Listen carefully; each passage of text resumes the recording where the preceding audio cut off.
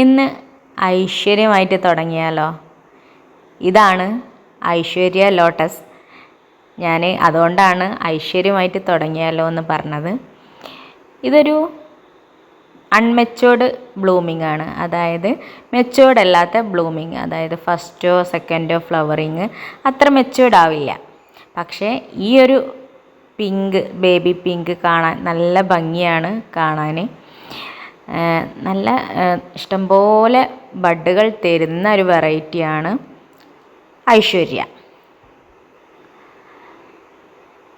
ഇത് മറ്റൊരു ഐശ്വര്യയുടെ ബ്ലൂമിംഗ് ആണ്. ഇത് കണ്ട എത്രയോ വ്യത്യാസം.